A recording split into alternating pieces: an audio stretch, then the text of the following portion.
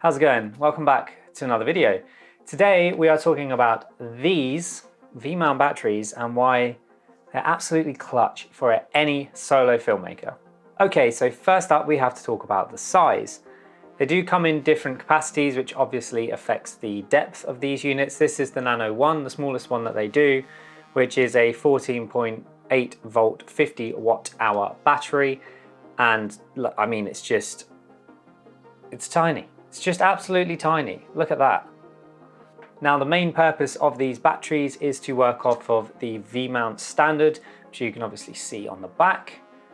But they do have a couple of other ways of providing power as well. The total capacity, as I mentioned, is 50 watt hours, and you can actually see this capacity remaining based on the LCD on the front, which you can just activate by pressing the little button. Now, on top of the battery, you actually have your alternative power delivery and charging options.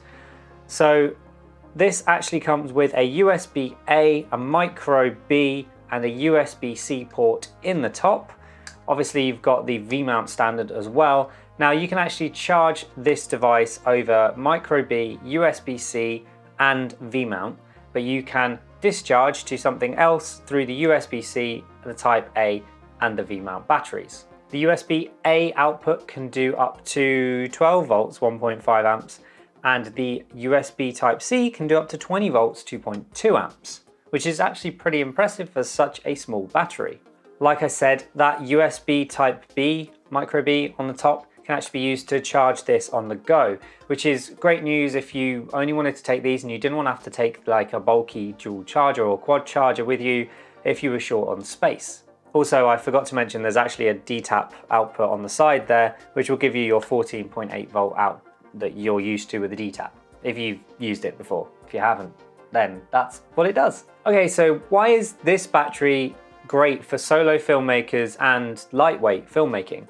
Well, there's a few reasons. Firstly, we have to obviously talk about the size. You know, this small battery, the fact that it can power something like a Blackmagic for several hours, whilst also providing power to, you know, things like a focus motor, external monitor, all that kind of stuff is pretty incredible. The USB-C can be used to charge a phone or potentially slow charge a laptop as well. So if you are on the go and you need that little bit of extra juice, this can double up not only to power your camera, but your other devices as well.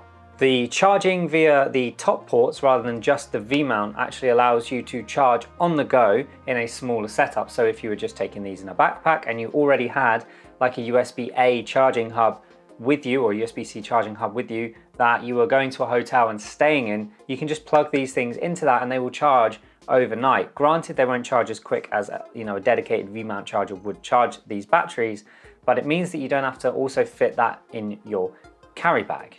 And then additionally, these batteries actually pack enough juice to charge lights. So I could charge these nanolite pavo tubes if I wanted to with one of these batteries.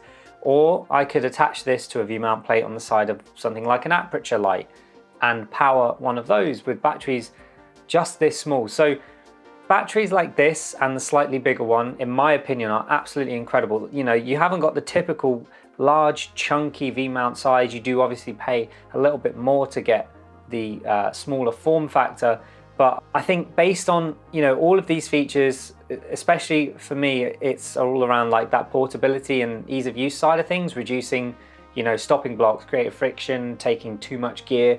Having a couple of these in your bag to be able to charge and power all of your camera gear for a day, let's say a day of shooting, is all you really need, because at the end of that day you should be in a position where you can charge that stuff. And if you're not in a position where you can charge that stuff, obviously you need a better solution. There are other portable power options around there, but you don't want to be carrying things that are much bigger than this. And in today's world of mirrorless filmmaking, where most people are using cameras like this, or setups like the Blackmagic, where something like this just fits really nicely onto the back, you don't want anything that's too heavy because it starts to become fatiguing. So having something that is as small and as light as something like that FX Lion Nano 1, in my opinion, is a great option. Okay, so what do you think? Have you used these batteries before? I've been using these now for a lot of the stuff that we're doing with work, going to the warehouse, doing corporate stuff. It means you don't have to have the Blackmagic plugged in all the time, which is amazing. These things are absolutely great. They power our entire rig, and we went to the warehouse for an entire day, and I actually used both of these over the entire day, and we were powering the Blackmagic as well as the monitor. We've got a 7-inch really bright monitor that we use, and that's absolutely cracking, and this did all of them. So our experience has been good. What's your experience been like? Are there any other batteries like this that you'd recommend? I'd be really interested to know, interested in checking them out, seeing how they compare. Obviously, they're batteries, they power things and they weigh a certain amount, you know. So that's the main thing that I'd like to see, if there's better options out there. But for me, this was the best thing I found. Absolutely love them. But that is it for this video. Don't forget to like, get subscribed, and light the bell to stay up to date for whenever I release a new video. And until the next one, see ya. Oh, I missed. Oh well.